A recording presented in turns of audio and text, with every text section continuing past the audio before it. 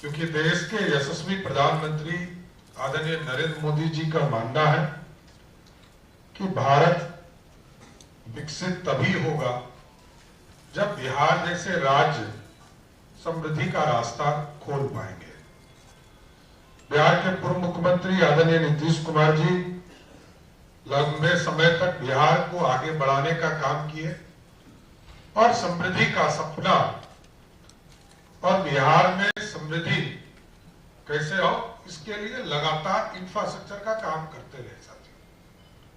स्वाभाविक है, सड़क बनाने में, कोई घर बनाने में या कोई भी इंफ्रास्ट्रक्चर के काम के लिए हम लोगों को पत्थर की जरूरत पड़ती है, खनिज पदार्थों की जरूरत पड़ती है, कहीं छड़ की जरूरत पड़ती है, लोहा की जरूरत पड़ती है। कई ऐसे मटेरियल हैं जो स्वयं, जो अभी सतीश जी ने कहा, कई टेंडर चल रहे हैं, कई टेंडर की प्रक्रिया चल रही है, कई टेंडर पूरे हो गए हैं। एक तो जरूर मैं आपको भरोसा देता हूं कि जब भी आपको जरूरत पड़े बिहार की पूरी सरकार आपके साथ खड़ी है और इस खनिज पदार्थ को बिहार की जनता के लिए कैसे हम जोड़ सकते हैं इसको जरूर करेंगे सर। 15 अक्टूबर के बाद बिहार में हम माइनिंग करना भी 20 साल के बाद शुरू कर देंगे साथियों, क्योंकि बिहार, इसलिए मैंने कहा कि आर्थिक रूप से पिछड़ा हुआ राज्य रहा, क्योंकि बिहार में आंतरिक संसाधन हमारा मात्र 70,000 करोड़ रुपया और 70,000 करोड़ में एक योजना सिर्फ शिक्षा डिपार्टमेंट को हम चलाएंगे तो हमारा 66,000 करोड़ रुपया खर्चा होता है, 20% हमारे बजट का। 3,47,000 करोड़ का बजट है, एक डिपार्टमेंट 66,000 रुपया खर्चा करता है सर।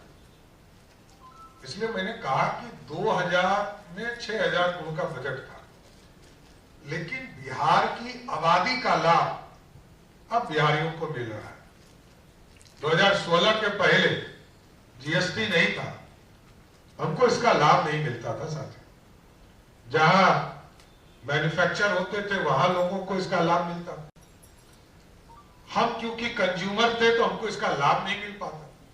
अब इसका लाभ जीएसटी के माध्यम से हम लोगों ने ऐसी व्यवस्था किया और आज प्रधानमंत्री नरेंद्र मोदी जी के नेतृत्व में 3,47,000 करोड़ के बजट में आपको जानकर खुशी होगी, जिस बिहार में 6,000 करोड़ का बिहार का बजट था और 87% रेवेन्यू झारखंड से आता था, 87%, 13% रेवेन्यू वाला बिहार राज्य था, मात्र 13%।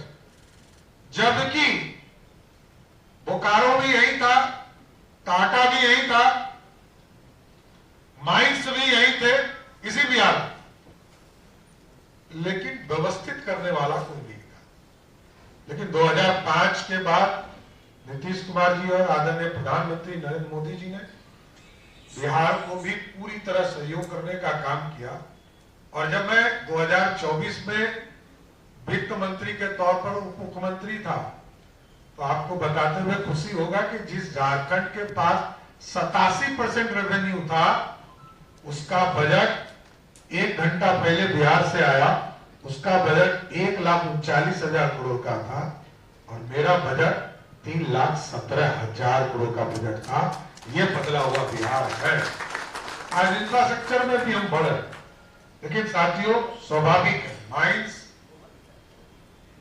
थोड़ा लोगों को डर भी लगता था माइंस को छूना, लेकिन आदरणीय प्रधानमंत्री जी ने इसको बहुत साफ सुथरे ढंग से इसको व्यवस्थित करने का काम शुरुआत किया।